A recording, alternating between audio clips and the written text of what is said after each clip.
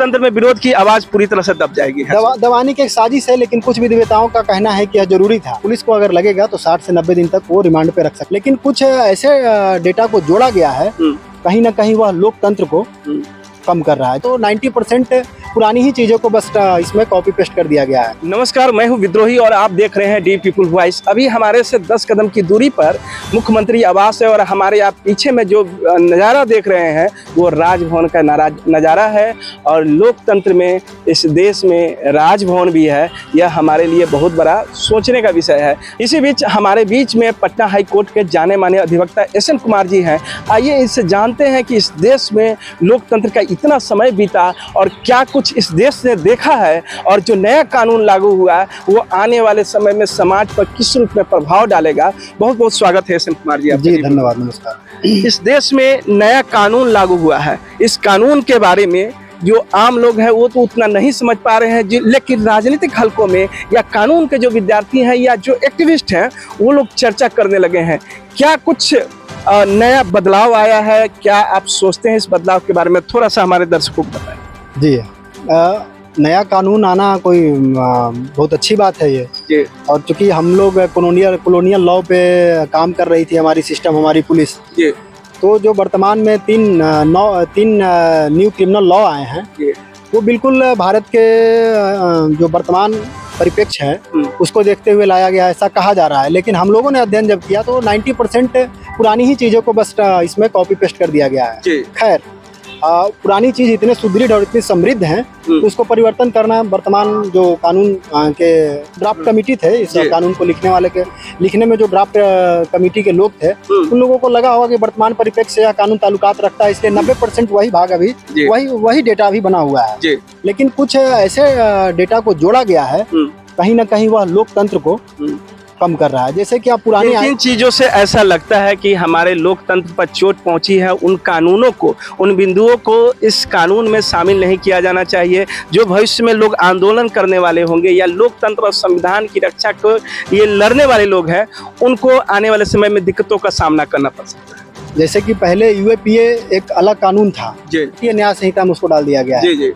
तो उसमें आजीवन कारावास से लेकर फांसी की सजा तक की बात कही गई है। उसमें बहुत अभी क्लियरिटी नहीं है, पहली चीज। दूसरी चीज, इसमें अभी आप देखिएगा तो पहले जो कॉलोनियल लॉ था हमारे पास, आईपीसी जिसको कहते हैं, उसमें पुलिस 14 दिन की पुलिस रिमांड की बात कही गई थी। वर्तमान जो बीएनएस आया है उसमें यह बात खत्म कर दिया गया है, उसमें 60 दिन और 90 दिन तक की बात कही दी गई है।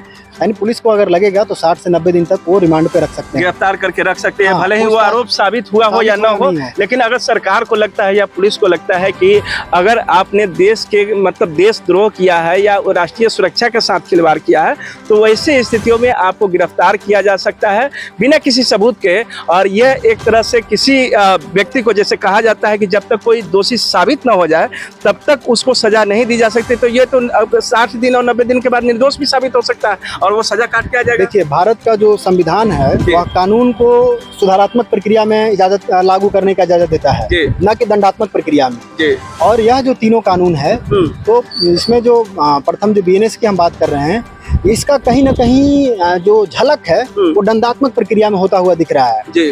तो भारत में एक, आप लोग भी कहावत सुने होंगे, 100 दोषी छूट जाए लेकिन एक निर्दोष को सजा नहीं मिलना चाहिए। यह कैसे बोला जाता है, क्यों बोला जाता है? यह सुधारात्मक प्रक्रिया की वजह से बोला जाता है। तो इसलिए अभी भारत में एक आईपीसी में सेक्शन हुआ करता था 124 ए या बी शायद है, हमको ध्यान नहीं है, सेडेशन, जिसको हिंदी में हम लोग राजद्रोह कहते हैं। तो राजद्रोह तो ऑलरेडी भारत के संविधान के जो मौलिक अधिकार है 21 में जो है उसको तो हैम्पर करता था, कई विद्वानों ने इस पे बोला है। और जो बीएनएस है, तो बीएनएस में भी तो रखा ही गया है राष्ट्रीय सुरक्षा के नाम पे उस तो एक तरह से इससे ये लग रहा है कि जो संविधान की जो आत्मा थी, जैसे अब यही हम जहाँ पर खड़े हैं, कई बार यहाँ पर लोग आंदोलन करते हुए पहुँचते हैं, पुलिस उन पर लाठीचार्ज करती है, कई मामलों में गिरफ्तार भी करती है।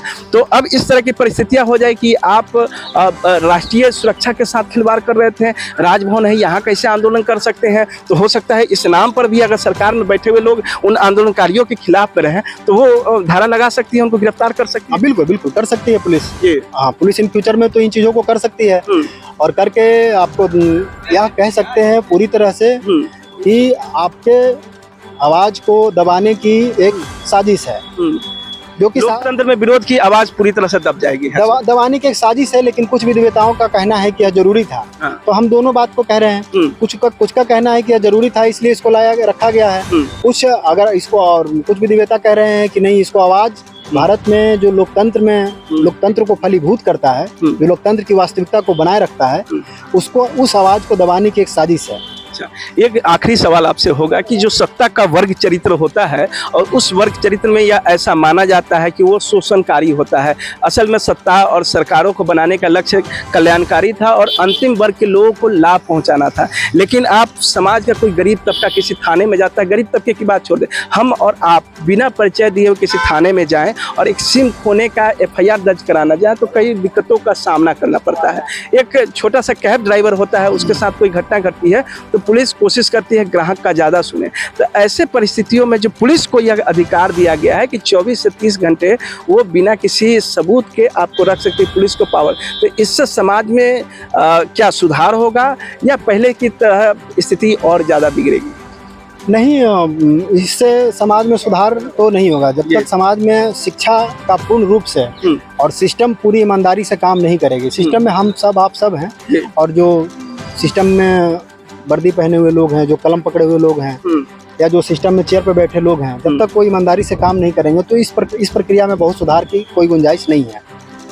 तो इस तरह से इस प्रक्रिया में सुधार की गुंजाइश नहीं है। हमेशा शक्ति का विकेंद्रीकरण किया जाना चाहिए और इस देश मानवाधिकारों का हनन हो रहा है, उसको रोकने के लिए कानून और मजबूत किए जाने चाहिए। लेकिन यहाँ आम नागरिक, सिविल सोसाइटी के लोग या एक्टिविस्ट जो इस तरह के काम करते हैं, उनको कैसे कंट्रोल किया जाए और जो आंदोलन या विरोध की आवाज़ है वो ज़्यादा ऊपर नहीं उठ पाए। इसलिए सरकार ने भारतीय न्याय संहिता में कुछ ऐसे संशोधन किए हैं जिसको लेके SN कुमार जी अपनी बातों को रख रहे थे और ये जाने माने और विद्वान अधिवक्ता ने जो बातें कही उससे निश्चित रूप से हमारे दर्शकों को जरूर कुछ फायदा हुआ होगा। आपको यह हमारा खबर अच्छा लगा और प्रयास अच्छा लगा तो हमारे चैनल को सब्सक्राइब करें और वीडियो को लाइक करें, अपने दोस्तों के साथ शेयर करें। बहुत बहुत धन्यवाद।